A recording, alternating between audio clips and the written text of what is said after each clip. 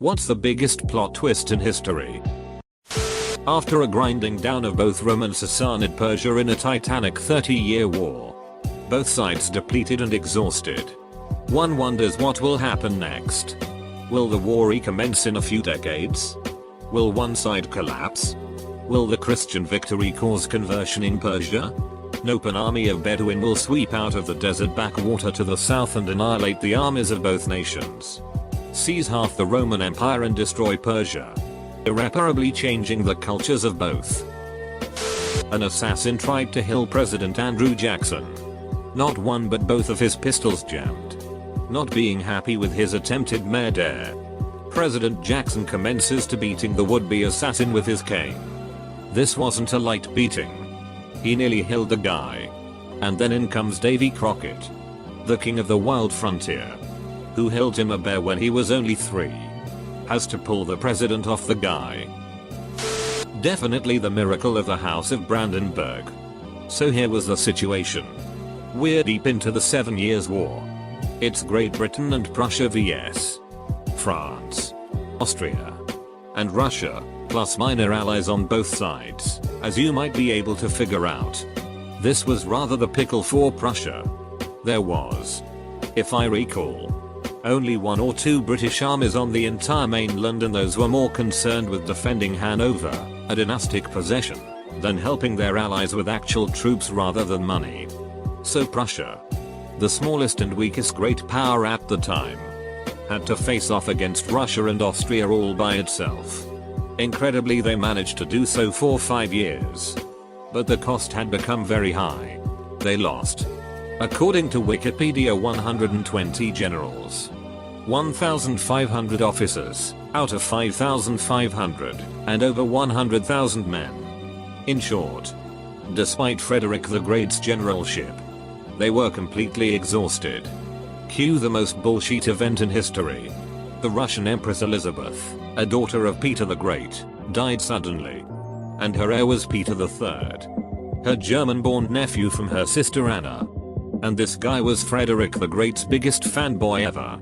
He decides to save his hero, making peace with him, offers to become his ally, and orders Russian troops to march against the Austrians. So by pure luck, Prussia goes from potentially being destroyed to being completely saved. Killing Julius Caesar because no one wanted an emperor. Augustus Octavius becomes emperor a couple of years later. The Republicans in power hated Theodore Roosevelt, so they stuck him into the most powerless political position, vice president. Then McKinley got himself assassinated and made Roosevelt the most powerful man in the country instantly, and bringing in all kinds of reforms and change in the country domestically and internationally. Britain winning World War II and losing most of its empire within 10 years. Germany losing the war and becoming an economic powerhouse and dominating European politics a few decades later. Womp womp. Battle of Trenton.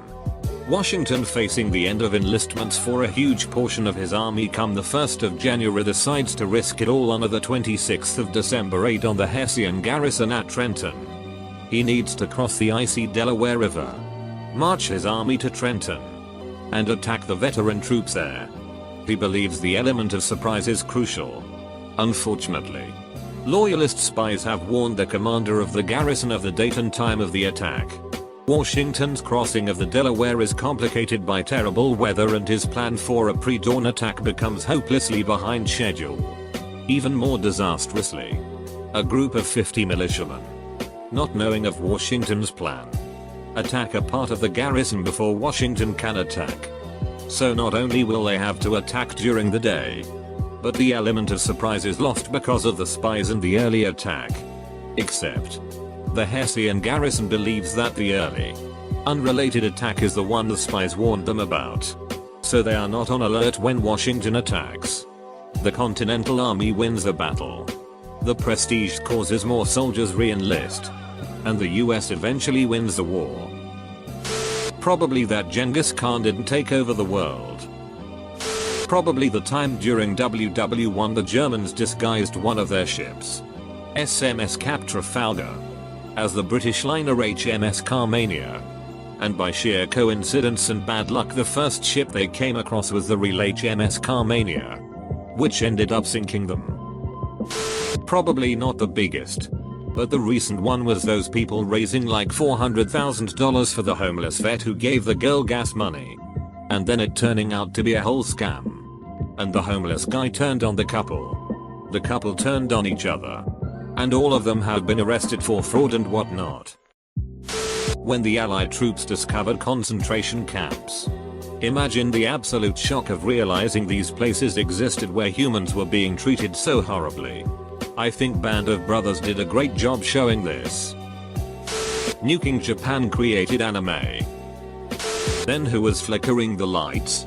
Nosferatu. The Verizon guy switching to Sprint. Oh, the humanity. The head executioner during the French Revolution, Charles-Henri Sanson, was the first executioner to use the guillotine. He was spending a lot of his own money on upkeep, etc. He was verging on bankruptcy. So he petitioned the Paris Commune, which was the revolutionary government, for financial aid and reimbursement. They accepted his paperwork although they were going to pieces, all turning on one another. The leader Robespierre, who actually used to be opposed to the death penalty, wound up sending all his friends to the guillotine. This scared everyone so much, they wound up guillotining Robespierre. When poor Sanson went to check on his reimbursement and financial aid, he was told, "Sorry, man. You really should have it. But you need an official signature. Only Robespierre could give that and you guillotined him yesterday." The assassination of JFK's assassin. That for decades the US financed Islamic fundamentalists in Afghanistan to fight off the Soviets who had invaded the country. Eventually, it was the US who ended up invading Afghanistan and fighting Islamic fundamentalists there. The Easter Rising of 1916 fails spectacularly, because the people of Ireland are actively hostile to the rebels and more concerned about the Great War. The British respond by executing the 16 leaders, and hand the IRA their biggest recruitment tool on a silver platter. 6 years later, the War of Independence is won.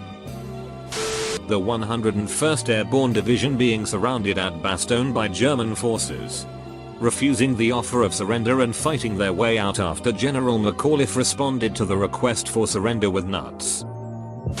Nazi Germany forming a pact with USSR at the start of WW2. And a second plot twist is Nazi Germany then attacking USSR a few years later. England and France. England became France when France's rulers emigrated to England, took over, and lost their holdings in France.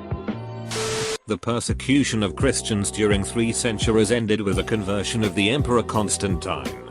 Christianity became the official religion of the Roman Empire, courtesy of Eufema Jojo.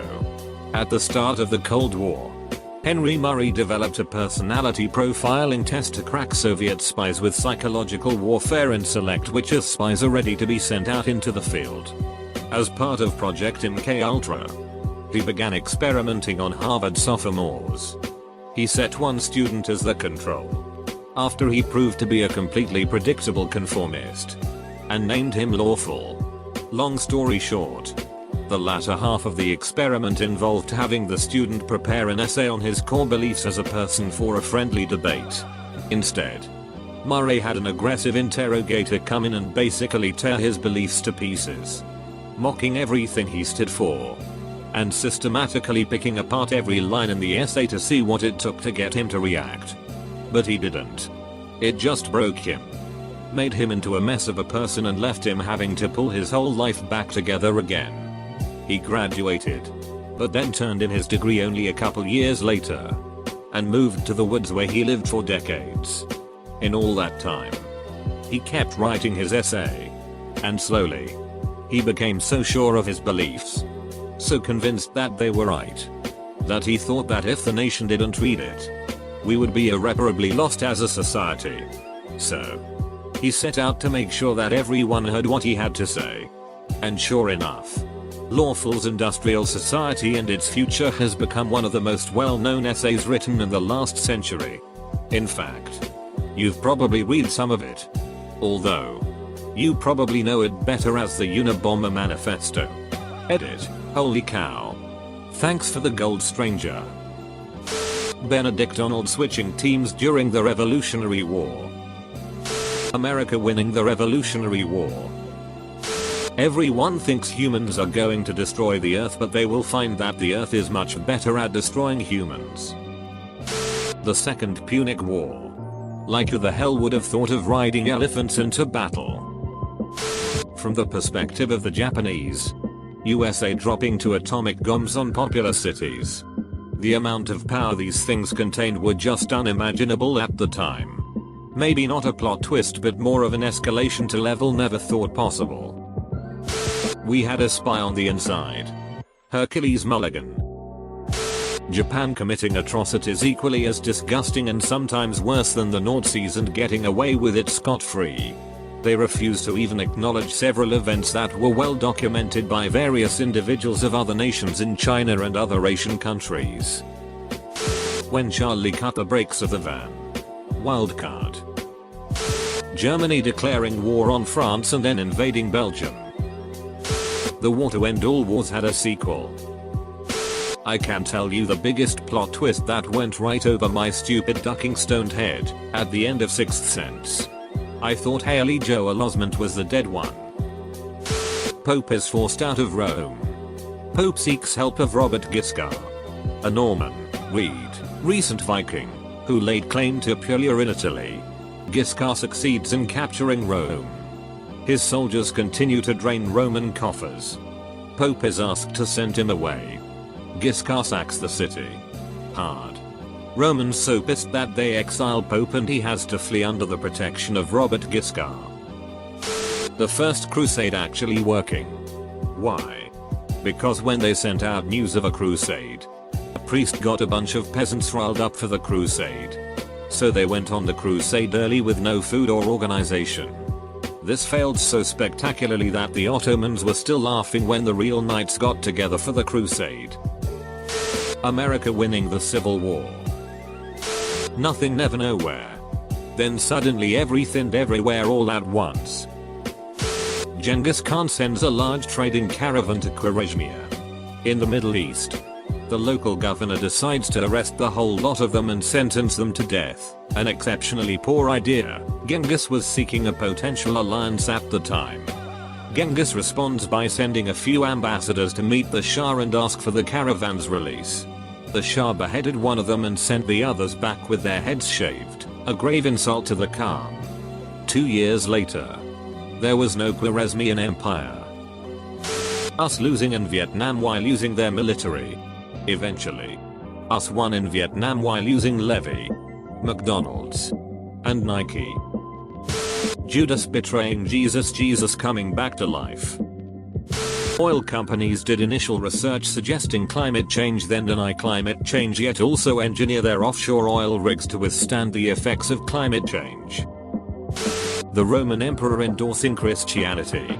Never would have seen that one coming. Alexander the Great wanted to worship at a temple on the island Koti of Tyre. They wouldn't let him, as Tyre wanted to be neutral in the war against Persia. They asked him to pray at temples on the mainland. The twist? Alexander turns the ducking island into a peninsula and crucifies almost everyone in the city, selling the rite into slavery. Reason I remember this is because I read this amazing trilogy years ago about a guy and his friends joining Alexander's army. They spent every day hauling logs and stones to the ramp. A diplomat ducked up because he was tired and caused the massing at the Berlin Wall the night it came down. Gunter Schabowski was an East German diplomat who had just come back from Poland that night and was tired and overwhelmed. But he had to read an announcement about travel rules changing at a live press conference. And since he had just got back, he hadn't been fully briefed. The new rule was that Easterners could apply for a visa to go west for short trips and wait a few days from the announcement to apply and be approved. The announcement was in clunky language and started by saying stuff like liberalization of travel rules, blah blah, can now visit the West, blah blah. Schabowski was reading this for the first time on the air. Live. A journalist asked, so when does this up start wanting to look prepared? Shabosky said, up immediately. Now, one applies at the border stations. This, of course, spread fast and caused people to mass at the wall, asking to go. There had been important protests before, but nothing in these numbers. Then, a border guard at the wall was preoccupied because he might have cancer and was waiting for his results. So, he didn't care enough about his job to stop people and opened the first gate. Napoleon returning to France in 1815. To make a long story short, Napoleon invades Russia in 1812 and fails miserably, and the Sixth Coalition chases him all the way back to Paris, where they force him to abdicate the throne and they exile him to the island of Elba near Italy with 1,000 of his old guard, his most elite soldiers, in 1814. Napoleon is there for a few months before he escapes with all 1,000 of his old guard and returns to France in 1815. But that wasn't even the best part. The King of France sent an army to arrest Napoleon. But amazingly, the army joined Napoleon and marched to Paris with it. And it didn't just happen once either. Every army the king sent ended up joining Napoleon. So he was able to reclaim the throne of France without firing a shot. Early in WWII, the Germans had developed a magnetic mine that was unsweepable and so powerful it could split large ships in two. The English had no idea what it was. They figured it was a magnetic mine of some kind but had no way to find them or blow them up without sinking their own minesweepers. They were literally helpless and these mines were sinking a ton. England obviously pretty heavily relies on imported food, so this is a huge deal. Then, just about a week after they went into real panic mode, a German aircraft dropped a mine on land right outside of London. No big deal. The mines were supposed to detonate if they were at all tampered with. Only problem? The aircrew that dropped the mine had forgotten to arm it before dropping it. So a German aircrew literally dropped what was possibly the Germans' best chance to force England to negotiate on their enemy's doorstep. The English figured out how to set the mines off without touching them and later how to make their ships undetected by the mines. During the Korean War, the Marines' morale was at an all-time high despite the freezing weather and low supplies of food. Then the unthinkable happened. As the US was kicking as they decided to continue advancing north on the Korean peninsula when the Chinese surprised attacked them. The Marines easily won the battle and the general commanded the invasion to continue. It was at this time the Chinese were hiking in the mountains around the Marines, undetected, completely surrounding them. This left the Marines completely trapped with only one road back to safety. They couldn't even fight back because they were so fatigued. The Marines said all they could do was walk while being fired at, and every so often you heard a scream. This was the turning point of the war. I don't know about the biggest ever in history, but I can think of a good one I saw myself.